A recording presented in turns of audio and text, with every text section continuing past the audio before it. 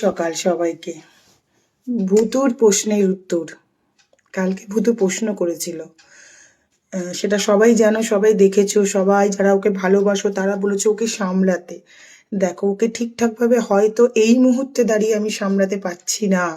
কারণ ও এই বাবা নেই কেন, বাবা কি, বাবা কি হয়, এই প্রশ্নটা এতটাই ওর মনে বা মাথার মধ্যে ঢুকে গেছে, সেইটা থেকে ও কিছুতেই বেরোতে পারছে না। চোখের কোণাটা ভিজে রয়েছে, সারা রাত্রির কাঁদছি যে ওকে আমি কিভাবে বোঝাবো। ঠিক আছে, ক্যামেরার সামনে সেজে গুজে ফেস নিয়ে আসার কোনো ইচ্ছা আমার নেই। হ্যাঁ, প্রত্যেকটা কথা তোমাদের সাথে শেয়ার করাটা, এটা হচ্ছে আমার ফ্যামিলির মতন একটা ব্যাপার যেটা আমি করি। তো অনেকেই বলেছো সামলাতে, আমি পারছি না। কারণ পারছি না একটাই কারণে, ও মানে যখন এর থেকেও আরো ছোট ছিল তখন ওকে সুন্দর করে সামলেছি। ও একবারও আমাকে এইসব কথা কিছু কোনোদিনও জিজ্ঞেস করেনি। আর আমার ছেলের ক্ষেত্রে যেহেতু ছোট থেকে ও বাবার ভালোবাসাটা এতটাই পেয়ে বড় হয়েছে, হ্যাঁ ওরও কষ্ট হয়। যেমন ও পাশের বাড়িতে আমাদের এই ফ্ল্যাটে ধরো তার বাবা তাকে বলছে মনা আসছি, হয়তো কোথাও বেরোনোর সময় বলে মনা আসছি, তখন আমার ছেলে আমাকে এসে বলে মা, আমার বাবা যদি ভালো হতো আমাকেও এইভাবে বলে বেরোতো, বলো আমাদেরকেও ভালোবাসতো, জানো মা, সবাই স্কুলে এসে গল্প করে আমার বাবা এইটা কিনে দিয়েছে, আমার বাবা ওইটা কিনে দিয়েছে, আজকে আমার বাবা যদি ভালো হতো আমাকেও দিত। এটা আমার ছেলে আমাকে বলে। সেটাও ছেলের জায়গা থেকে প্রচণ্ড কষ্ট।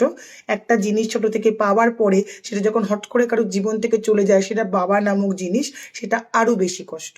তো ভুতুর কষ্টটা এতদিন আমি ফিল করতে পারিনি, কারণ কোনোদিনই ও আমাকে এইসব নিয়ে কোনোদিনই প্রশ্ন করেনি। কিন্তু ও আমাকে প্রতিটা মুহূর্তে প্রতিটা সময় যেভাবে প্রশ্ন করছে, যেভাবে আমাকে প্রশ্নের মুখে দাঁড় করিয়ে দিচ্ছে, সেটা আমার কাছে সত্যি খুবই কষ্টের। মানে আমি এতটাই মেন্টালি একটা অসুস্থতার মধ্যে চলে গেছি, মানে সেই বলে না যুদ্ধ করতে করতে কোনো সময় যুদ্ধটা এমন জায়গায় পৌঁছে যায়, সেই যুদ্ধগুলোকে হয়তো সেগুলো যুদ্ধ নয়, সেগুলো জীবনের সেই বলে না খুব কষ্টকর একটা অধ্যায়।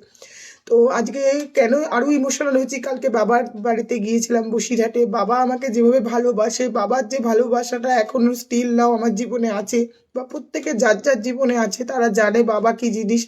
তো সেই জায়গায় দাঁড়িয়েও কালকে ভূতু স্কুল থেকে এসেই আমাকে ভিডিও যেগুলো করেছি আমার বাবাকে নিয়ে, ওগুলো দেখছে আর বলছে মাম্মাম, আমার যদি বাবা থাকতো, ওই যে বাবা বলে ডাকে না, ওই যে দিদিরা বাবা বলে ডাকে, ফ্রেন্ডদের সব স্কুলে মিটিং হলে ফ্রেন্ডরা সব মাম্মি পাপাদের সাথে আসে, বাবা আসে সঙ্গে, আহ, যদি আমারও থাকতো আমিও এরকম ভিডিও বানাতে পারতাম। বাবা কি সেটাই তো বুঝলাম না মাম্মাম। বাবা কেন নেই বলো তো মাম্মাম, বাবা মানে ওকে আমি কিভাবে বোঝাবো আমি নিজেও জানি না। সবই ভগবান জানে, আমি কি করব না করব সেটা একমাত্র তারই জানে। যেমন আমার ছেলে এখন স্কুলে মিটিং হোক বা কোনো অনুষ্ঠান হোক, আমার ছেলে কোনোভাবেই সেখানে অ্যাটেন্ড করতে চায় না।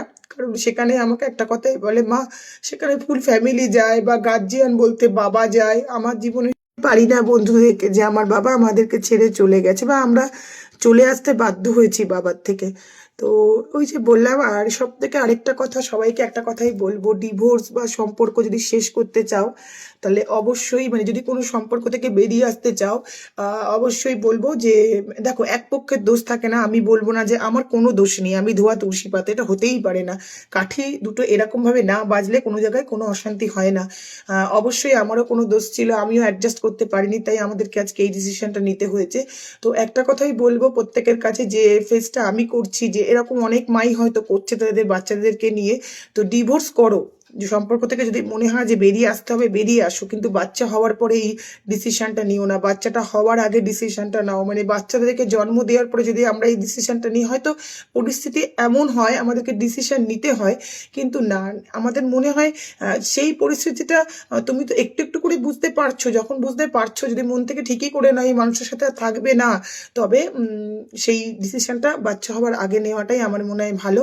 বাচ্চা হওয়ার পরে নিলে না শুধু তুমি তার সাথে জড়িয়ে থাকবে না, তোমার এই বাচ্চাটার পৃথিবী, বাচ্চাটার সব কিছু, মানে সেই বলে না তোমার দোষে সে কিন্তু সব কিছু থেকে বঞ্চিত হয়ে যাবে। আর সেই বঞ্চিত হওয়াটা চোখের সামনে দেখাটা যে কতটা কষ্টের, সেটা যে দেখে সেই জানে, যে ফিল করে। জানি না, আমি প্রচুরভাবে ফিল করি, আমার কষ্ট হয়, কিন্তু কিছু করার নেই, এটাই হচ্ছে ব্যাপার। তো যাই হোক, আমি শুধু এইটুকুই রিকোয়েস্ট করব, যারা মনে করছো সম্পর্কে থাকা যাচ্ছে না, হতেই পারে, বাচ্চা হওয়ার আগে, বাচ্চা জন্ম দেওয়ার আগে কোনো রকম মানে বাচ্চাকে পৃথিবীতে নিয়ে আসার আগে সেখান থেকে সরে আসাটা আমার মনে হয় অনেক অনেক ভালো। মানে তাহলে অন্তত বাচ্চাগুলোর জীবনটা নষ্ট হয় না। এটাই হচ্ছে ব্যাপার, যে যে জায়গাটা আমি ফিল করছি, আমি চাই না মানে আমার বাচ্চারা যেটা সাফার করছে, আমি আমি তাদেরকে, আমার বাবা মা অনেক কিছু দিচ্ছে, অনেক কিছু করে তাদেরকে হয়তো গুছিয়ে দিচ্ছে, কিন্তু এই গোছানোটা একটু দিয়ে গুছিয়ে দিচ্ছে, কিন্তু এই গোছানোটা না সেই গোছানো নয়। মানে এই গোছানোর মধ্যে না সেই ভালোবাসাটা নেই, এই গোছানোতে না এই এত বড় শূন্যতাটা পূরণ করা যায় না। তো সেই জন্যই বলবো, ডিসিশন নিলে অবশ্যই নাও বাচ্চা হওয়ার আগে। বাচ্চা হওয়ার পরে এই ডিসিশনটা নেওয়া মানে কি বলতো, বাচ্চারা প্রচুরভাবে সাফার হয়। তো যাই হোক, তো এখন অনেকটা বড় প্রশ্নের সম্মুখে আমি দাঁড়িয়ে আছি। আমার বাবা নেই কেন, বাবা কি হয় জানি না, কিভাবে আমি এখান থেকে বেরোবো। সবই ওপরওয়ালার হাতে, সবই বড় মার ইচ্ছা।